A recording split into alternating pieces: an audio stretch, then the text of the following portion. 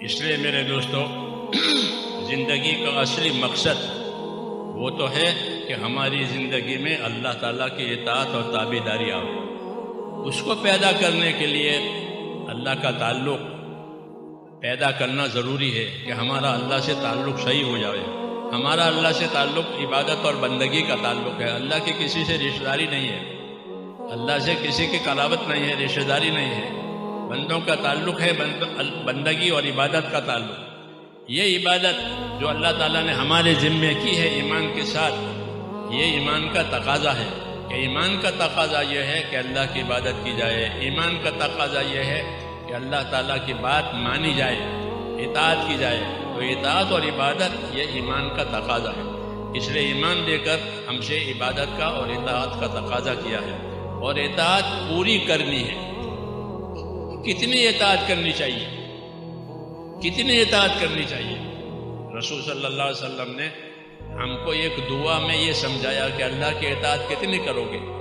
فرمایا اللہم اقسم لنا من طاعتک ما تبلغنا بہ جنتک۔ اے اللہ مجھ کو اتنی اطاعت نصیب کر کہ مجھے کو تیری اطاعت جنت میں پہنچا دے۔ اتنی اطاعت کرنا کہ وہ اطاعت ہم کو جنت میں پہنچا دے۔ جیسے مسافر کو جس جگہ تک جانا ہے وہاں تک کا اس کا ٹکٹ ہونا ضروری ہے۔ اگر جدہ جانا ہے تو جدہ تک کا ٹکٹ اس کے پاس ہونا ضروری ہے۔ جدہ ٹکٹ ہوگا تو جدہ میں اتر جائے گا، نہیں تو نہیں اتر سکتا، وہ جا ہی نہیں سکتا۔ تو جنت میں جانے کے لیے اطاعت ضروری ہے۔ اور کتنی اطاعت کہ اللہ مجھ کو اتنی اطاعت نصیب کر کہ وہ اطاعت مجھے جنت میں پہنچا دے۔ اللہ نے مرنے کے بعد کی زندگی میں دو ہی چیزیں رکھی ہیں، ایک جنت ہے، ایک جہنم ہے، تیسری جگہ نہیں ہے۔ جنت ہمیشہ کی راحت کے لیے جنت ہے، ہمیشہ کی آفت کے لیے جہنم ہے۔ رسول صلی اللہ علیہ وسلم نے قسم کھا کر یہ بات فرمائی کہ میں خدا کی قسم کھا کر یہ بات کہتا ہوں، وہ پروردگار، وہ خدا جس نے مجھ کو زندگی دی ہے، اس کی قسم کھا کے میں بات یہ کہتا ہوں کہ آدمی کے مرنے کے بعد اس کا ٹھکانہ یا جنت بنے گی یا دوزخ بنے گا۔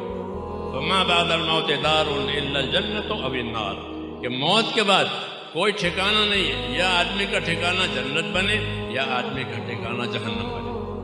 تو جو جنت ہے میرے دوستو وہ اطاعت کے راستے سے ملتی ہے۔ اس لیے کہا کہ مجھے اللہ اتنی اطاعت نصیب کر کے میں جنت میں پہنچ جاؤں۔ اس لیے میرے بھائیوں، زندگی کا اصلی کام کہ ہماری زندگی اللہ تعالیٰ کی اطاعت والی بنے۔ ہمارا مال، ہماری جان، ہماری نیتیں، ہمارے ارادے سب اللہ تعالیٰ کی اطاعت و تابعداری کے اندر آ جاؤ۔ یہ راستہ حق کا ہے، یہ راستہ ہدایت کا ہے۔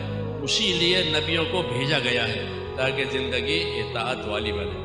صحابہ کرام نے یہ زندگیاں اپنی بنائی اور اطاعت کو کامل بنایا، اطاعت کو کامل اور پورا بنایا۔ رسول صلی اللہ علیہ وسلم کے ہاتھ میں ہاتھ دے کر یہ قول قرار کیا ہے کہ یا رسول اللہ، ہم آپ کی اور اللہ کی اور آپ کی اطاعت کریں گے۔ وہ کہتے تھے کہ بایانہ رسول اللہ صلی اللہ علیہ وسلم علی السمع والطاعة فی العسر والیسر والمنشط والمکرہ وعلی اثارۃ علینا، کہ ہم نے حضور صلی اللہ علیہ وسلم کے ہاتھ میں ہاتھ دے کر یہ قول قرار کیا ہے کہ آپ کی بات سنیں گے، آپ کی بات مانیں گے، یعنی اطاعت کریں گے۔ کہ کس حال میں؟ کہ ہر حال میں۔ اللہ غریب بناوے تو غریبی میں آپ کی بات مانیں گے، اللہ مالدار بناوے تو مالداری میں آپ کی بات مانیں گے۔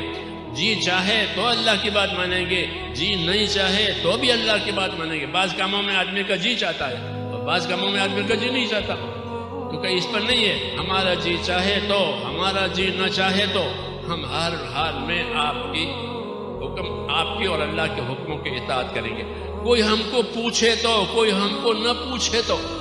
ہاں، یہ ایسا بھی ہوتا ہے کہ ہم کو کوئی نہیں پوچھا تو ناراض ہو گئے اور کٹ گئے، کہ ایسا نہیں ہے۔ کوئی ہم کو پوچھے تو، کوئی ہم کو نہ پوچھے تو، کوئی ہم کو بڑا بناوے تو، کوئی ہم کو نہ بڑا بناوے تو، ہم تو ہر حال میں اللہ کی اطاعت کرنے والے ہیں۔